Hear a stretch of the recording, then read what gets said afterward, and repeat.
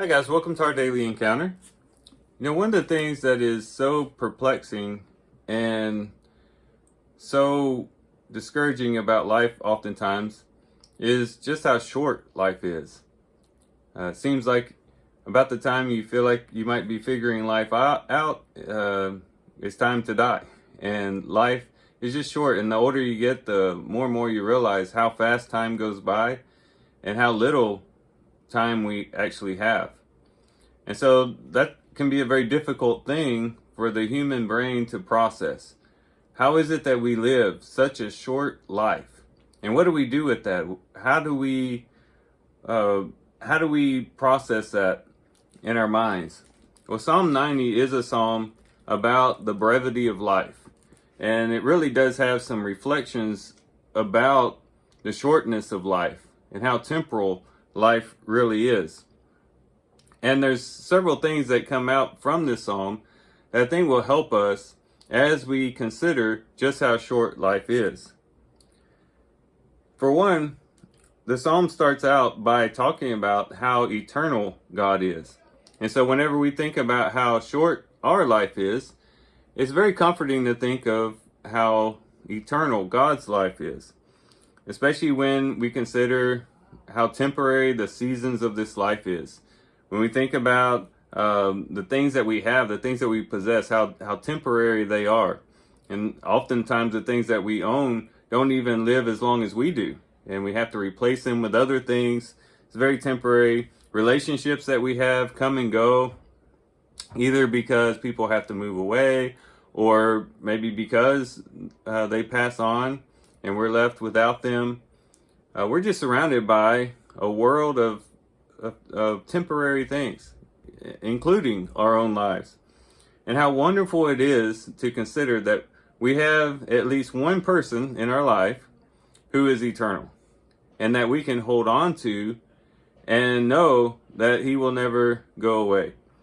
It says in verse 1, it says, Lord, you have been our dwelling place in all generations. Before the mountains were born, or you gave birth to the earth and the world, even from everlasting to everlasting, you are God. And so that should encourage us to latch on to and to hold on to this God that we've come to know that is eternal. Being surrounded by things that are so temporary, things that we can't really rely on to last, we can hold on to God and know that he does last. He's from everlasting to everlasting. And our relationship with him never has to end. We can continue having a relationship with him throughout this short life, even in death and past death into eternity. And so that can be a comfort when we think about how temporary our lives are. We can be connected to the eternal God even in this temporary life. But then we might reflect on, why is it that our lives are so short? Why is it that God has made our lives so short? If he's eternal, he could have made our lives as long as he wanted. He could have made our lives to be thousands of years, millions of years. God could have chosen a much larger number for us to have, number of years for us to have. And as you go back and you read in your Old Testament, you see that people did start out with pretty lengthy lives. The oldest person that we know that lived was Methuselah, who lived 969 years. That's a long time, almost 1,000 years. Not quite 1,000 years, but pretty close. And many other people living 700, 800, 900 years. Mankind did start out with a very lengthy life, but God dramatically shortened it after the flood. After the flood, if you follow genealogies in the Bible, after the flood, lifespans began to drop dramatically. And so much so that now we are just basically down to 70, 80, at the best, maybe 90 years we might live. That's if we don't get into an accident or get sick or anything like that. Our lifespan has dwindled down quite a bit. And we might ask, why is that the case? Why would the Lord give us such a short life? Well, the psalm here tells us that it was in connection to sin. He says, after talking about how temporary our lives are, it says, you have swept them away like a flood. They fall asleep. In the morning, they are like grass which sprouts anew. In the morning, it flourishes and sprouts anew. Toward evening, it fades and withers away. We're like grass that is here in the morning and gone in the evening. And he says, for we have been consumed by your anger, and by your wrath we have been dismayed. You have placed our iniquities before you, our secret sins in the light of your presence. So here it indicates that the shortness of our life is because of sin and iniquity. And sure enough, as we go back and we look at the Bible narrative, absolutely, the lifespan began to shorten after Noah's flood because of the wickedness of man. Living hundreds upon hundreds of years, man had lots of time to live it up, live his own life, not concerned about death, it being far, far away, and having lots and lots of time to scheme and to plan and to plot evil. And the world became an unbearable place to live. So much so that the Lord brought the flood to restore the earth once again and to free it from that sin. And so as we think about why God shortened it, it's in connection to sin, and also so he could shorten sin. That is, the shorter our lives are, the less time that we have to engage in these sinful acts. It limits our ability to sin by having a shorter lifespan. So we don't have 800, 900 years to scheme and plot and sin and having in our minds the fact that we have a long time to live and we can just live it up and do whatever. No, we have a short life, and that limits the sin that we can commit. And it also keeps us humble. It helps us to realize that, you know what, my life is short. Soon I will meet my Maker, and that can humble us, and that can cause us to be sober. He talks about in verse 12, so teach us to number our days, that we may present to you a heart of wisdom. Realizing how short life is can produce wisdom within us, and humility and soberness for our lives to say, hey, I don't have a long time. I don't have hundreds upon hundreds of years.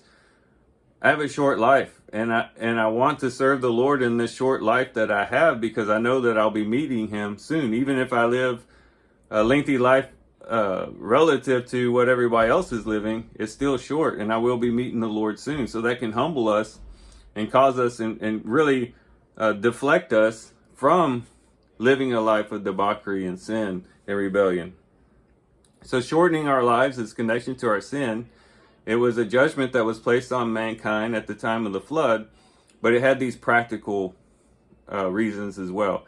It puts a limit on the amount of sin that an individual can commit, but it also keeps an individual humble and sober in life. At least it should. So then as you continue the psalm, you can see now what is the request that we can bring to the Lord based upon the short lives that we have. We can't do anything about how short life is. Scientists have been trying to do that for years. Life is short. So what type of request should we submit to the Lord in connection to the shortness and brevity of life? Well, for one, we should ask the Lord not to be angry. In light of our short life, we should say, Lord, don't be angry. Do return, O Lord. How long will it be? In other words, turn away your wrath, your anger, and return back to us, Lord. Yeah, because life is so short, Lord, we don't want you to be angry with us in this short life. We want you to turn to us and come to us in a relationship with us. Satisfy us, we could ask the Lord in verse 14. Oh, satisfy us in the morning with your loving kindness, that we may sing for joy and be glad all our days. Satisfy us in the morning. This short life that we have, we're the grass that's here, that flourishes in the morning. Lord, come and satisfy us while we're here on this earth. It is short, Lord, so at least let us be satisfied in you, in the short life that we have. That's a request we can make. We can also ask for joy and gladness in the short life. It says, so that we may sing for joy and be glad all our days. You know, because life is so short, Lord, let the few years that we have to be filled with gladness and joy in your presence. Because you haven't been angry with us because you're satisfying us with a relationship with you, let that produce gladness and joy in our lives. That's something also that we can ask of the Lord. And then we can ask the Lord to confirm our work here on this earth. It says in verse 17, let the favor of the Lord our God be upon us and confirm for us the work of our hands. Yes, confirm the work of our hands. Because life is short, Lord, the work that we do for you, the labor that we do in connection to you and to your kingdom, confirm it. Let it stand. Let it be established. In other words, let our works exceed our short lifespan. In 1 Corinthians chapter 15, towards the end there, after talking about the resurrection, that big chapter about the resurrection by Paul, he concludes it by saying, therefore, let us labor for the Lord, knowing that our labor is not in vain, knowing that our works will go beyond the grave. Because of the resurrection, the works that we do in this short life will benefit us through eternity. And so we can pray to the Lord, Lord, confirm the work that I do. I can't do a whole lot in this short life because I'm limited by the brevity of life. But the work that I do, let it be extended throughout eternity. Establish it and confirm it.